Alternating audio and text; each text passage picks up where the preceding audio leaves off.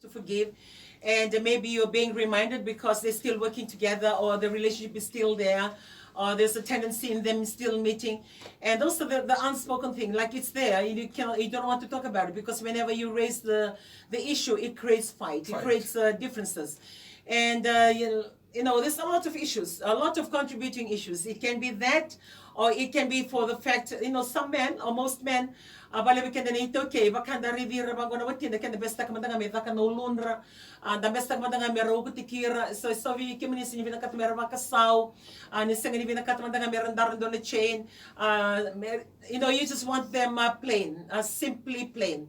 And most Itoke families, almost a couple, until today, that creates fight. It creates, a lot of argument, a lot of differences. So we can, growing up, you're so used to that. We can, namaram, about 10 years later on, when he start, he didn't make it known to you when you're still courting. But after you get married, and then that's when these rules apply, which you cannot do anything about it. But when that happens, and then it becomes a bottled up feeling of resentment, instead, why I'm not allowed to do that. And sometimes too, it can be influenced from the in-laws, no? Yeah. It really depends on your upbringing, yeah. And then the commenting on that, and that so when they go out to work, or when they go out, they do that. They wear their earring, they put on makeup, they do. But when they come home, and they start taking it off, and make them look plain again. And sometimes they can't keep up with that kind of life, and can be caught red-handed doing that, and create such a big fight. Because I have women. Over the years, they always text for prayers because of that. Please pray for my husband. He doesn't even allow me to do this, to do that. And I don't know what is the story behind it, on why they don't like it, because I don't grow up in that kind of atmosphere. I have 3 brothers, and I have a father. My father is old-fashioned, came from the village.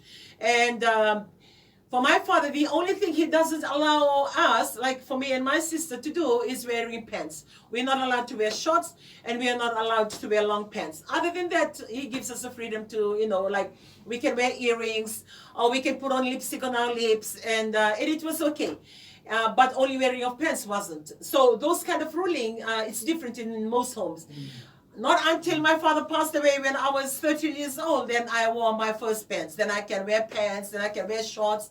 And you have your own story. You have your own story. And some boys or some men, they grew up in that kind of atmosphere. They hear, their father, or they hear their mother, don't do that, don't do that, telling their sister, you're not supposed to do that. And when you go and start your family, that automatically becomes, the rule of the house. So you didn't make the rule because you love your wife, and you ask your wife what she likes and what she does. And I guess for me, I was blessed in that sense. I came with that open mind and everything that we can do. And I got married to my husband. And, every time I'm asking him, is it okay with you for me to do this, for me to wear that, for me to... So whatever that I wear, until today, I will be asking, this is okay, this, oh, that's good, or that's okay. To the extent, we were having his family staying with us. We have a lot of our families staying with us. And sometimes I'm a bit hesitant to wear pants because, out of respect. And then he said, no, it's okay, you continue to do that. So a lot of times we talk about things like that. And that goes back to you. At the end of the day, that's your wife. And some of you have that as a reason why you don't do that, because you grow up hearing it, and even yourself, you just don't like it, and then you address it, and it becomes such a big issue. But